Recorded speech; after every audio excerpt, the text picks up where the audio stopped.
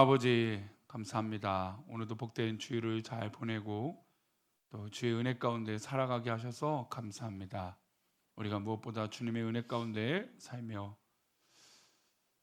정말 예배하고 또 우리가 기도하는 것들이 하나님 앞에 온전해지고 또 오늘 낮의 말씀처럼 우리 안에 진심의 사랑이 있어 우리의 상처를 오히려 치료하는 은혜가 있게 하여 주옵소서. 이 시간 말씀을 나눌 때 함께하여 주시고 또 범사에 감사에 드려진 예물과 일천번제로 드려진 예물을 기뻐 받아 주옵소서. 감사하고 거룩하신 예수님의 이름으로 기도 올리옵나이다. 아멘. 우리가 오후 예배는 리더자에 대해서 우리가 이제 하나님 앞에 쓰임 받는 일꾼으로서의 사역과 어떤 그런 모습들에 대해서 고민하고 또 나누고 있습니다. 근데 리더자는 무엇보다 철학이 확실해야죠. 철학이 공고해야 됩니다. 저는 예전에 이제 우리 김대중 전 대통령이 추구했던 평화 정책이었던 햇빛 정책. 근데 이제 그 모토는 물론 다르지만 그 단어를 참 좋아합니다. 왜냐하면 이 햇빛이 뭐 일부러 나쁘게 하는 뭐 강하고 뭐 자외선이 센 햇빛이 아니라 정말 그 사람의 마음을 녹일 수 있는 햇빛으로 그 사람을 계속 비춰줘서 그 사람이 스스로 변화될 수 있게끔 하는 거죠. 그 정책이 참 그 모토 어떤 그런 마인드가 참 저는 좋다라고 생각을 합니다. 물론 예수님은 이제 그 방법이 아니라 십자가의 사랑으로 우리를 사랑하셨죠. 그래서 죽기까지 사랑하신 아주 그냥 헌신의 어떤 이 결정체를 다 보여주시고 우리에게 그 사랑으로 우리를 구원하여 주시고 하나님과 다시 연결시켜 주시는 놀라운 은혜를 허락하여 주신 것입니다.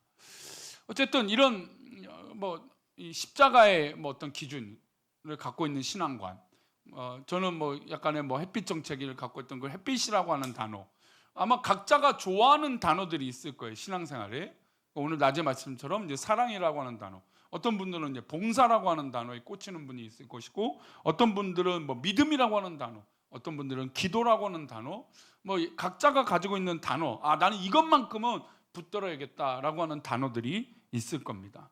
그래서 그 단어는 무엇보다 우리 성도들을 믿음 안에서 흔들리지 않도록 굳건하게 세워주는 철학과 기준이 되는 거죠. 적어도 신앙인이라면 이제 점차 아기와 같은 신앙에서 이제 점차 성장하게 되면 자기의 신앙관, 신앙 철학이 공고해져야 되는 것이죠. 예전에 이제 후안 카를로스의 제자입니까라고 하는 책에 이런 내용이 나와 있는데요. 그 사역이 무엇입니까? 그러니까 리더자나 목회자와 사역자의 어떤 이 사역은 무엇입니까라고 하는 질문하면서 이런 얘기합니다. 양들은 자기들 스스로 번식시켜야 됩니다. 목자가 양을 낳지 못하고 또 그 일은 양이 스스로 해야 됩니다. 양이 젖만 먹는다면 어떻게 이 일을 할 수 있겠습니까? 목회자들이 모든 사역을 할 수는 없습니다. 단지 성도들을 교육하고 무장시키며 그들도 사역할 수 있게끔 만들어야 합니다.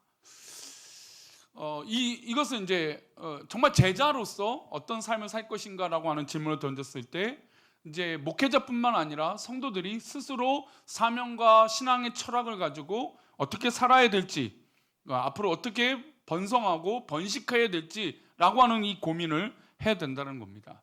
그래서 저는 거기서 더 나아가서 목회자가 성도들을 돕는 건 1차적인 것에 한정적일 수밖에 없어요. 그러나 성도님들이 스스로 훈련되어지고 사명과 철학과 신앙의 믿음의 기준을 갖기 시작하면 그때부터는 낳는 개념이 아니라 번식의 개념이 된다는 거죠. 그래서 낳는 개념은 2 더하기 1이 되는 거지만, 둘이 만나서 하나가 더 나오는 거지만, 번식은 계속해서 더 많이 확장을 시켜나가는 것입니다. 그래서 한 성도가 바로 서기 시작하면 또 다른 성도가 바로 서게 되고, 또 그 둘이 또 성도가 바로 서게 되면 여러 성도들을 바로 서게 되는 것이죠. 그럼 이제 영적인 번식이 일어나게 된다는 겁니다.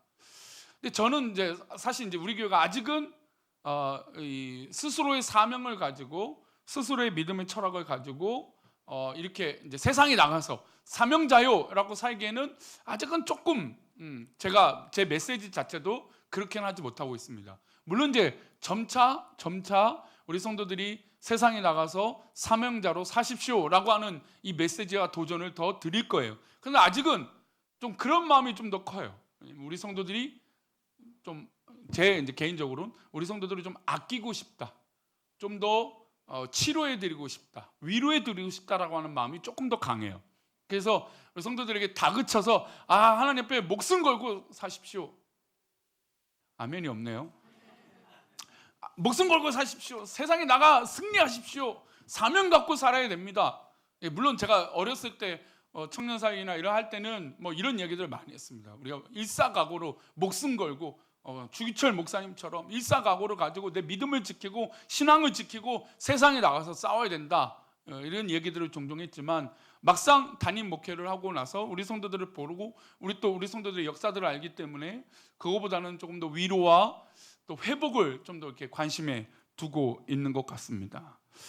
근데 그러다 보니까 이번에 이제 올해는 이제 안식월을 하다 보니까 참 희한하게 안식월 할 때마다 뭔가 교회 물건들이 고장이 나요.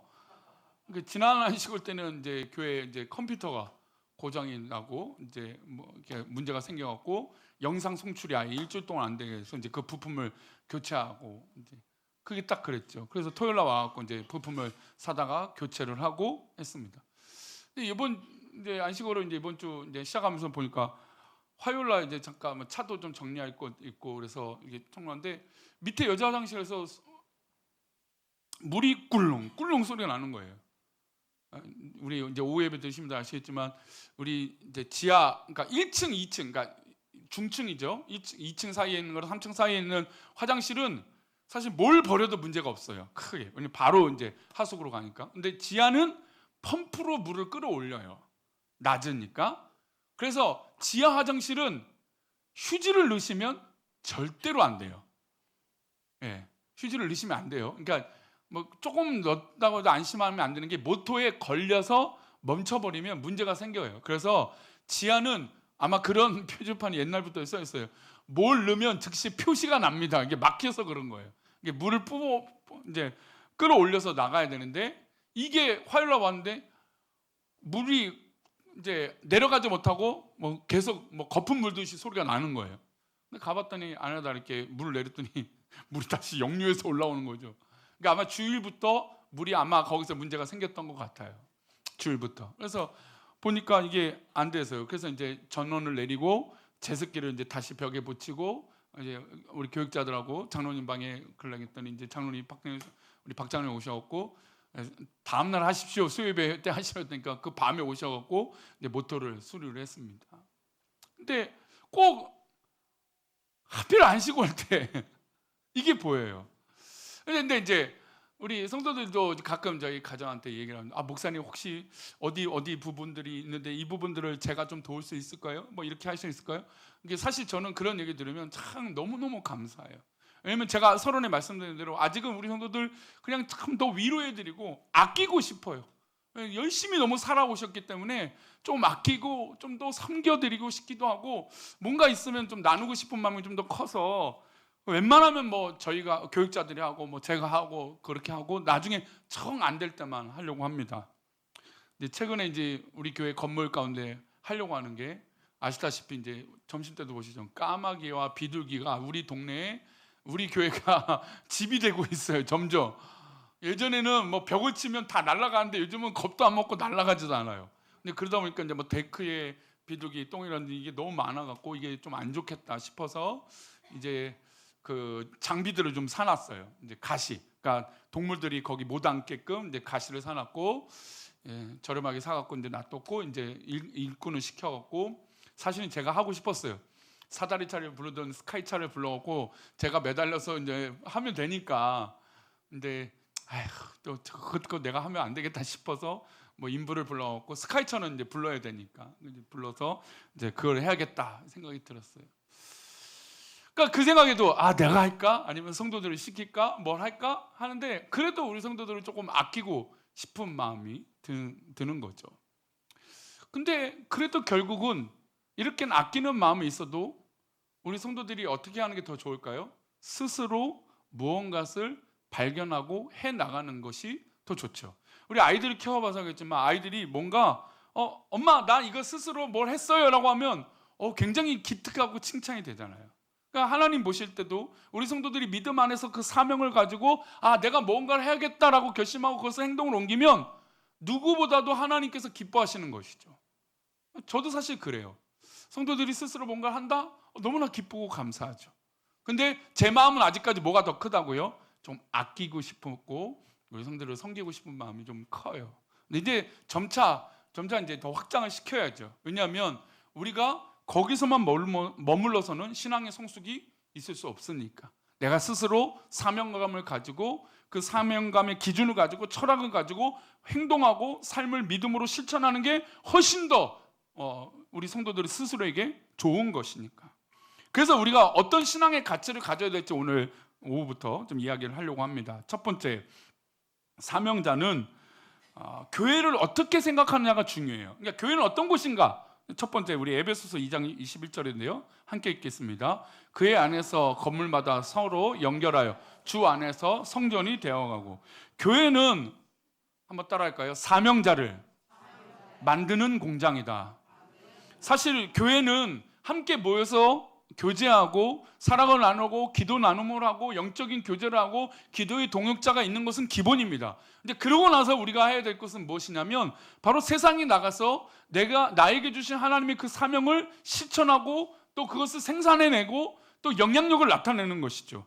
그리고 그 은혜를 가지고 우리는 서로 연결되어 있다라는 그 사명감이 있어야 되는 거예요. 자, 여기 말씀을 다시 보면 에베소 말씀 보면 건물마다 서로 연결되어 있는 게 바로 우리라는 거예요. 근데 여기 연결되어 있는 우리가 하나라도 부족하고 뭔가 펑크가 나고 이러면 어떻게 될까요? 하나로 이루어지지 못하죠. 성전이 이루어지지 못하는 거예요. 그래서 나한테는 어떤 사명이냐면 내가 어떤 모습이든 이 벽돌이든 어떤 역할을 해서 내가 성전을 이루겠다라고 하는 사명감이 필요해요. 내가 잘하고 못하고 뭐 어떤 과정을 떠나서라도 그것을 하나님께서 그렇게 평가를 우리 성도들에게 하시는 거 아니니까. 그러니까 그저 내가 사명이 있고 내가 교회를 이루겠다라고 하는 그 마음으로 시작되면 그 모든 것들은 하나님께서 기뻐하신다는 거예요. 그러니 우리 성도들 나는 이거 할 수 있을까? 저거 할 수 있을까? 난 잘하는 게 없는데 그거에 대한 관심 갖지 마세요. 저도 늘 그렇거든요. 잘하고 못하고 물론 잘하면 좋겠지만 그래도 못한다고 해서 그것이 문제가 되지는 않아요. 그런데 중요한 건 건물마다 이어져가는 성전이 되어가고 있다는 것, 내 모든 이 부족한 역할도 성전이 되고 있다는 것을 인식해야 돼요. 그게 바로 사명자의 시작이에요. 그리고 무엇보다 우리는 어떻게 되어 있습니까? 연결되어 있는 거예요. 우리 옆사람과 앞사람과 우리 모두가 연결되어 있는 거예요. 이 목사도 우리 성도님들도 다 연결이 되어 있는 거죠. 이 모든 것이 연결되어야 안정적이게 되는 거죠. 그렇죠? 제가 지난주 일기예배를 보다가 사실 지난주 주중에 강릉의 비를 위해서 기도를 했거든요. 강릉의 하나님 비가 내리게 뭐 정치적으로 뭐 어떤 가정은 다 떠나서 중요한 건 어쨌든 지금 비가 물이 없는 게 중요한 거잖아요. 그러니까 하나님 비가 내리더라고. 거기서 근데 목요일인가 비가 온다라는 거예요. 그래서 일기예보를 보고 그래 강릉 지역에 비가 오는 걸 했더니 이게 구름이 어떻게 강릉만 싹 올라가서 그 위에 부분만 비가 오더라고요. 이게 왜 하나님 이 지역에 비를 안 내리실까? 막 그런 기도를 했던 것 같아요. 근데 우리가 이것 때문에 어떤 사람들은 자꾸 정치적으로 이것들을 막 바라보고 해석하는 사람들이 있다고요. 뭐 정치적으로 못하는 사람들도 있을 수 있고 잘하는 사람도 있겠죠. 근데 우리가 교회는 본질을 봐야 돼요. 본질을. 아픔이 있고 어려움을 당하는 그 마음을 받아줘야지 그것을 누군가는 이용해 먹는 사람들이 있다. 저래서 왜 도와줘야 되냐. 뭐 그게 아니라 그저 정말 물이 없다는 그 순수한 마음만 받아주면 되는 거죠. 그래서 기도를 했는데 응답받은 줄 알고 하나님 비가 내려주시는구나. 뭐 내 기도 때문은 아니겠지만 그래도 그런 마음으로 기도했으니까 비가 내린다 했는데 내 믿음이 요만큼 1mm밖에 안 되는구나. 근데 그 생각이 듭니다. 교회를 바라볼 때 바로 그런 마음이 필요하다는 거예요. 신앙 안에서 우리 공동체가 나와 마음이 맞는 사람도 있고 마음이 맞지 않는 사람도 있고 또 모든 것들이 뭐 코드가 맞는 사람도 있고 코드가 맞지 않는 사람도 있고 말투와 성향다. 제가 우리 교회 말했잖아요. 우리 교회는 이 지역이 한쪽으로 안 쏠려서 너무나 감사해요. 그냥 다 경상도, 전라도, 충청도, 서울, 경기도 다 계세요. 다 계시니까 너무 좋아요. 강원도 빼먹을 뻔했나. 강원도 이 지역들이 다 제주도는 없어요. 예전에 우리 저기 사모 예전 사모 있었는데 지금은 제주도 출신은 없죠. 지금 여기에. 하여튼 근데 골고루 있어서 참 감사해요. 근데 이 골고루가 있는 이 마음이 바로 그거예요. 교회 안에서 성전이 이루어지고 한쪽으로 치우치지 않고 연결되고 서로가 딱 맞물려요. 여러분 벽돌을 쌓을 때 하나로 쭉 쌓지 않잖아요. 어긋너서 이렇게 딱 쌓잖아요. 왜 그렇습니까? 힘을 합쳐지는 것이고 무거운 걸 견디게 되는 거예요. 교회가 바로 그런 거죠. 내 사명에 하여튼 말씀드린 대로 잘하든 못하든 약하든 강하든 하여튼 내가 연결되어지는 이 마음을 가지고 내가 사명자다라고 인식하기 시작하면 그 교회는 단단해지는 거죠. 저는 오후 예배에 오신 분들이 이 사명자의 마음, 내가 서로 연결되어지고 있는 이 사명의 시작이 있다라고 고백되어지기를 축원합니다. 그게 이제 첫 번째예요. 사명자는 교회가 바로 그런 공간이다라고 여기는 거예요. 교회는 사명자를 양성하는 것이고 나는 건물을 이어지게 하는 역할처럼 그런 사명으로 역할을 하는 것이다. 자, 두 번째 한번 따라할까요? 우리는 하나님께서 부르셨다. 이 의식을 갖고 있다는 게 굉장히 중요해요. 교회 안에서는 자칫 목사만 하나님이 부르셨다라고 생각할 때가 있어요. 물론 하나님은 목사에게 어떤 직분의 역할들을 주셨습니다. 하지만 그 직분의 역할을 주신 것이 그 사람만을 부른 것이 그 목사만을 부른 것은 아닌 거죠. 이 공간에 우리 성도들을 다 보내주시고 부르셨다는 거죠. 그래서 베드로전서 2장 9절 우리가 잘 아는 말씀이죠. 함께 읽겠습니다. 시작. 그러나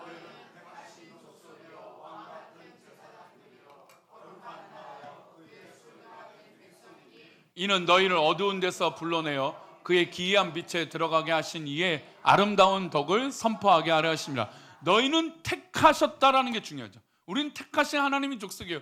이전에는 이스라엘 민족, 히브리 민족만 하나님이 택하신 족속이라고 여겼지만 그것이 아니죠.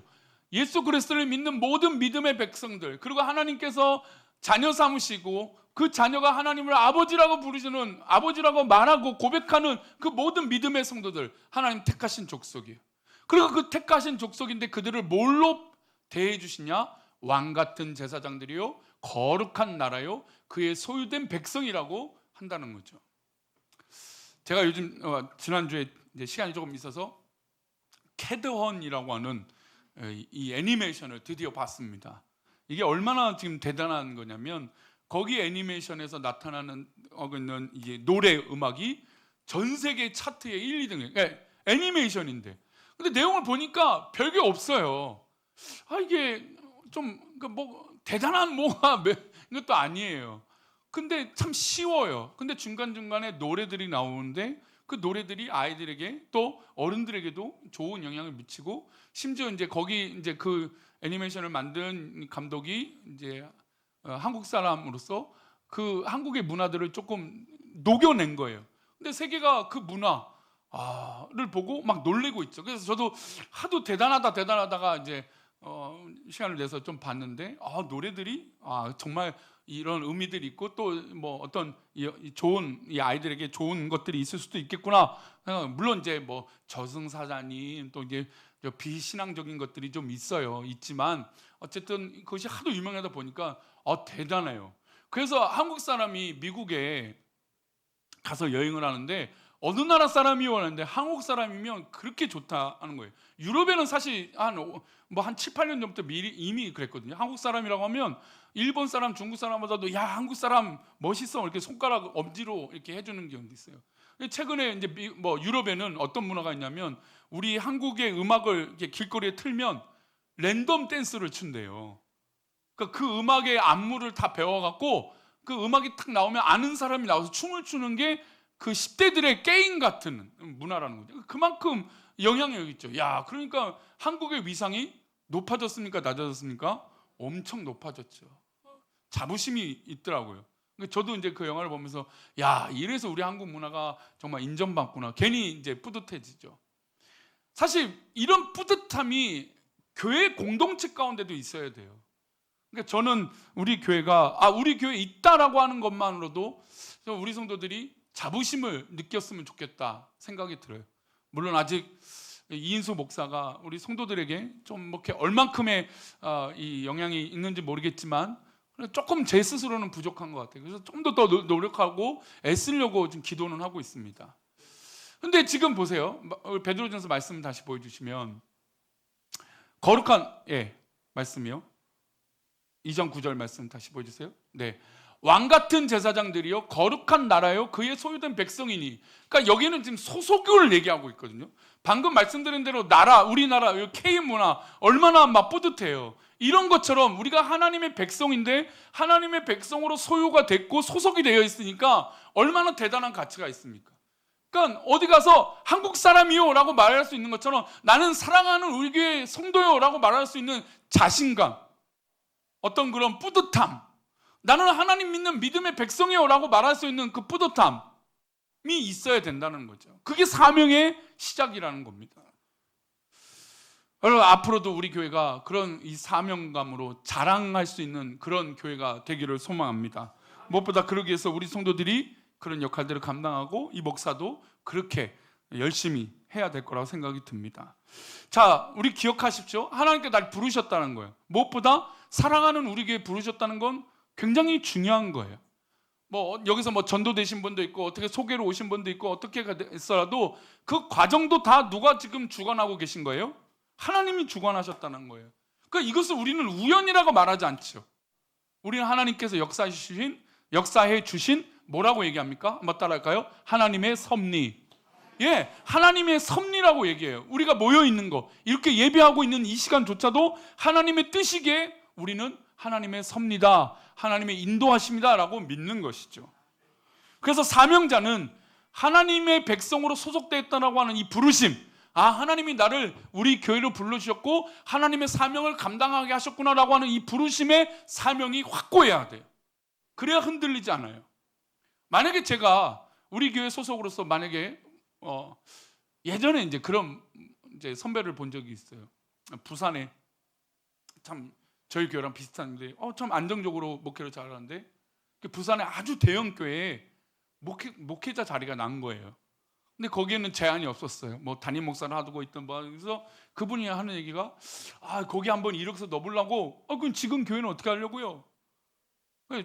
지금 교회는 감사하지만 그 교회 가면 이제 또 하는 거 또 사역을 할 수 있을 것 같아서 이렇게 기도 얘기를 하더라고요. 근데 그 얘기 듣는데 한쪽 편에 마음이 불편했어요. 근데 그 얘기 뭐냐면 물론 그런 꿈을 가질 수도 있겠지만 지금 사역하고 있는 교회 참 감사하다라고 얼마 전까지만 얘기했는데 왠지 대형 교회, 더 큰 교회 부임해서 그렇게 사역하면 지금 교회는 어떻게 될까? 그러니까 저도 얼마 전에 그 얘기를 제가 고민해 드린 적 있잖아요. 저희도 그런 기회가 있었거든요. 그런 얘기를 하시는 거예요. 저는 아예 생각조차도 한 적이 없어요. 그런 너무 감사한데 지금 우리 교회 너무 고맙고 감사한데 다른 교회를 소개해 주겠다는 거예요. 저는 아니다. 근데 그분은 이제 이어서 딱 듣게 됐는데 나에게 하나님 다시 말씀이니까 그분에 대해서 평가하는 게 아니라 나에게 하나님 다시 말씀하시는구나. 하나님 부르신 곳이 여기구나. 여기서 내가 더 하나님 앞에 열심히 최선을 다해서 살아야겠구나. 그런 도전을 다시 주시더라고요. 감사합니다. 그러니까 그 의식이 굉장히 중요하다는 걸 지금 말씀드리는 거예요. 물론 그분은 또 다른 교회를 사모할 수도 있겠지만 중요한 건 지금 내가 여기 있다라는 게 굉장히 중요하거든요. 그리고 여기에서 내가 하나님의 부르심이 있다는 게 중요해요. 이게 무너지면 사실 목사도 힘을 잃어요. 왜냐면 여러분 생각해 보세요. 가정에 있는데 부부관계에 있는데 딴 생각을 하는 거예요. 그러면 대번 알 수 있습니까? 없습니까? 대번 알죠. 딴 생각하는지 알죠. 우리 어른들은 딴 주머니 차면 알아요, 몰라요? 알죠?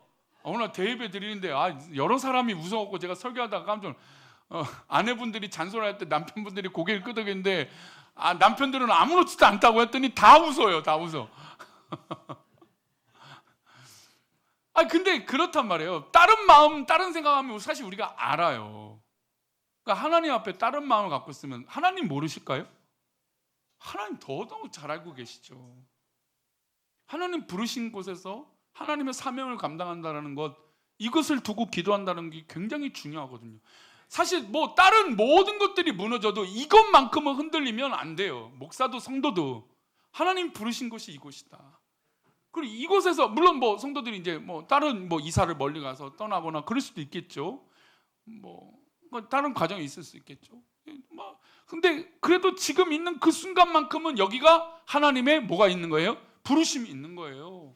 그것만큼은 흔들리지 말고 의심하지 말아야 되는 거예요.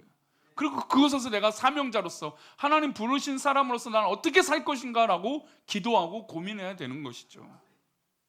그리고 세 번째, 사명자는 한번 따라할까요? 소그룹을 통해서 역사하신다. 그러니까 사명자는 소그룹을 통해서 역사하시는 것을 경험하는 거예요. 우리 이제 초대교회나 우리 한국교회 초대에는 대부분이 뭐라고 얘기냐면 구역 예배라고 말했어요. 구역. 사실 뭐 구역 예배나 순 모임이나 우리 목장이나 사실 뭐 말만 바꾼 거지 다 똑같은 것 같아요. 저는 느끼기 그래요.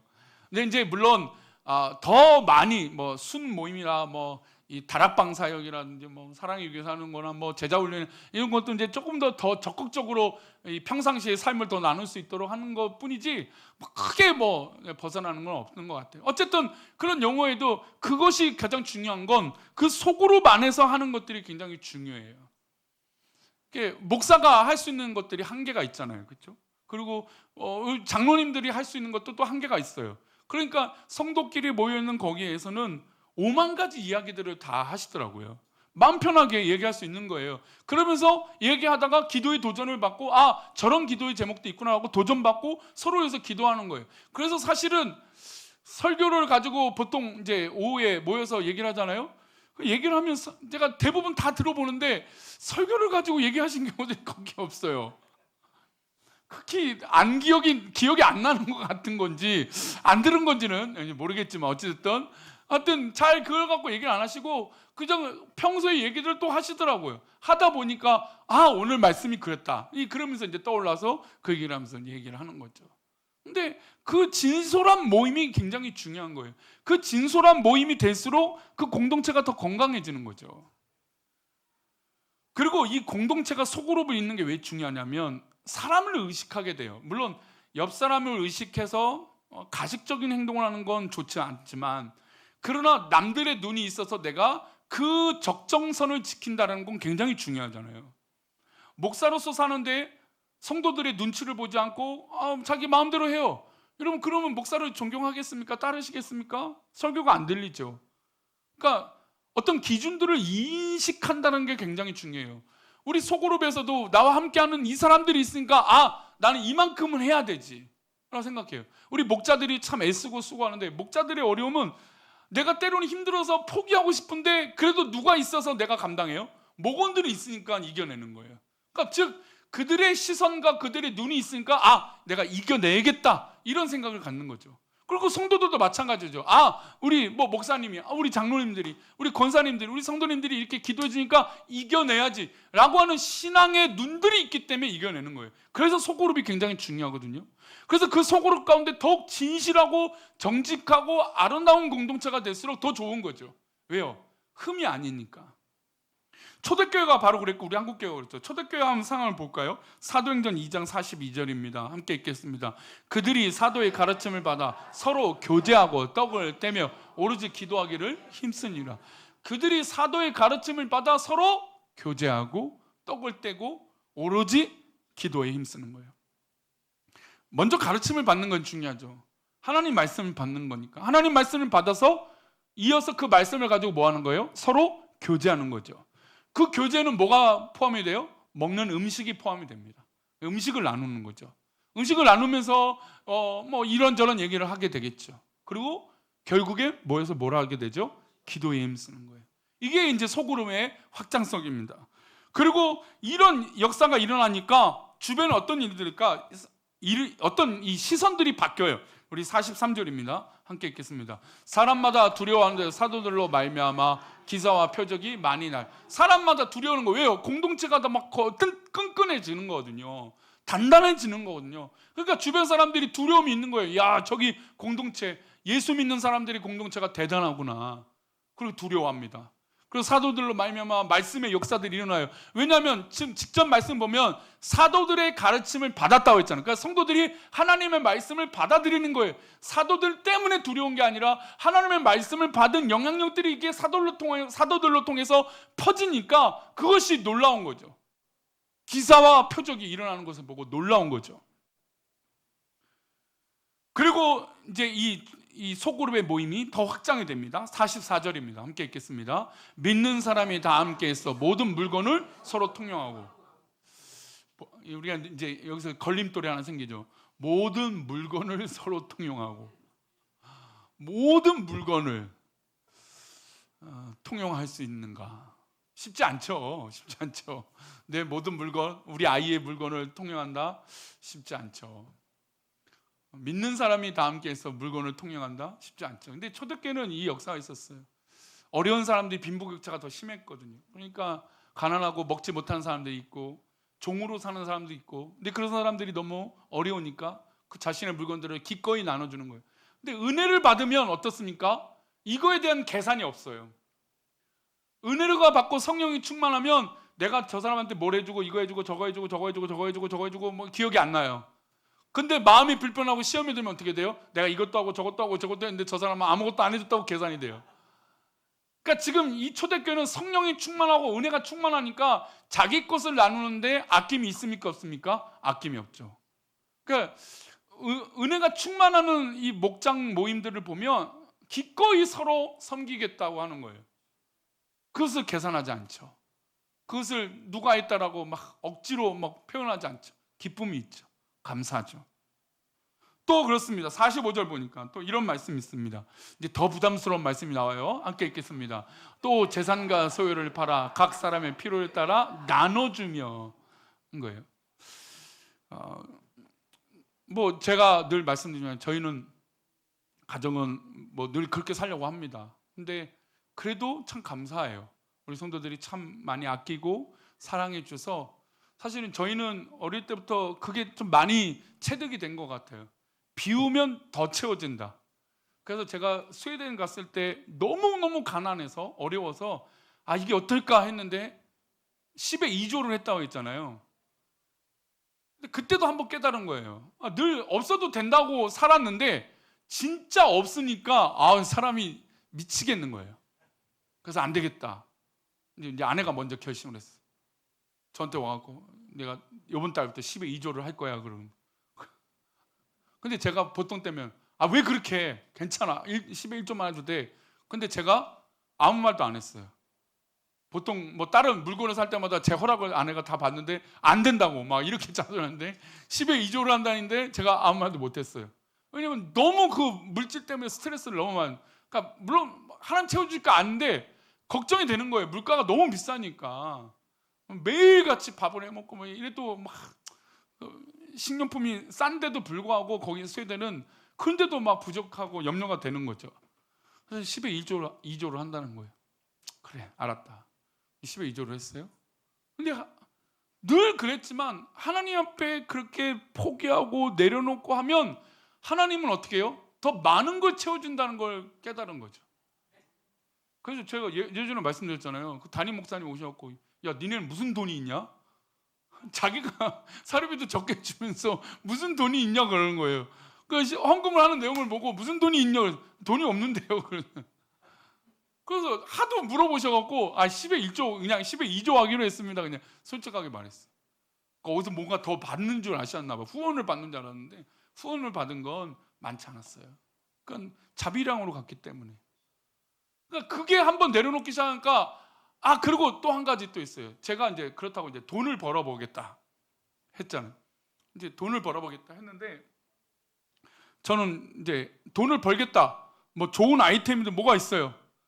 그런데 꼭 사고가 나요. 참 신기해요.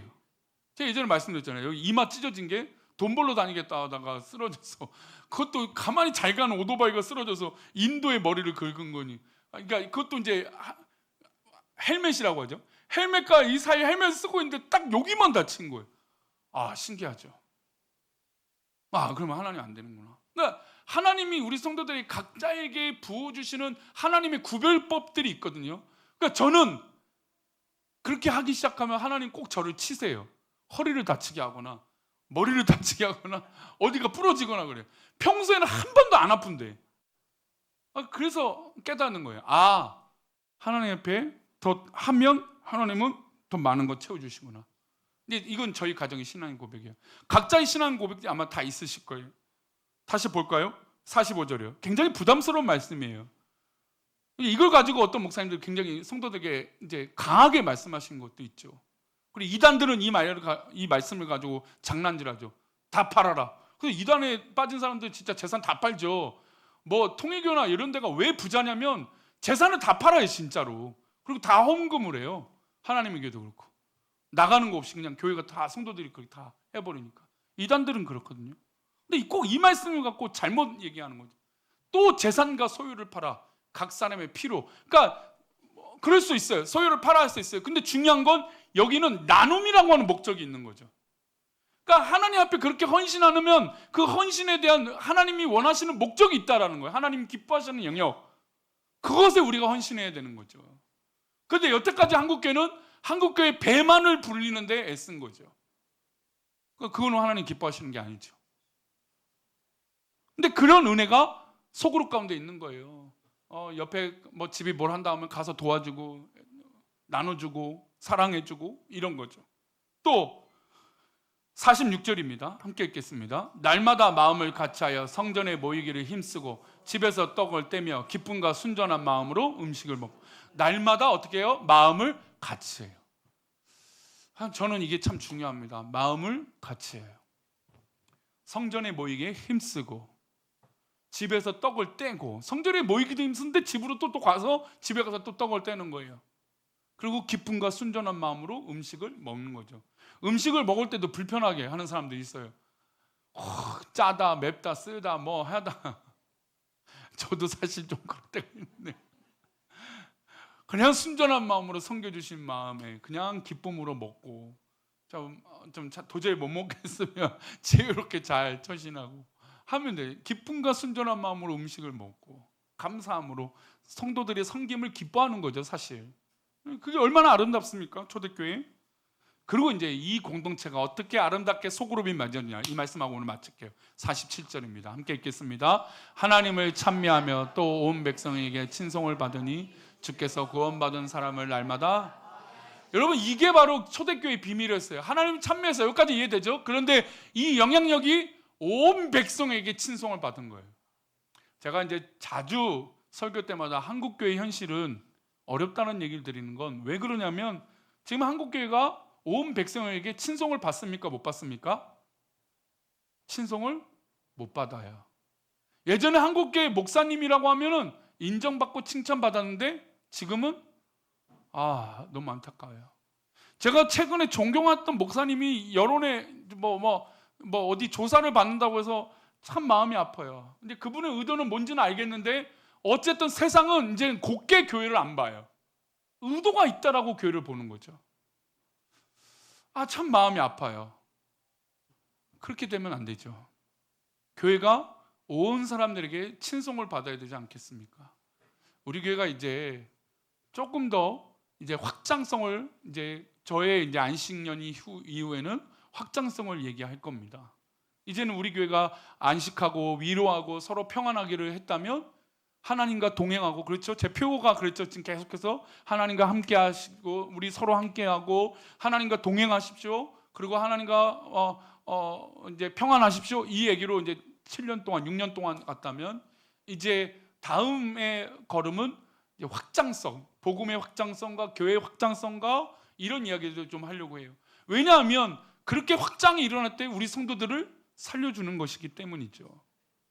우리 성도들을 스스로 성장케 하는 것이기 때문이에요. 이런 고민들이 이제 후반기에 또 다음 저의 안식년 이후의 사역과 우리 교회의 사역이 되기를 축원합니다. 우리 함께 찬양하겠습니다.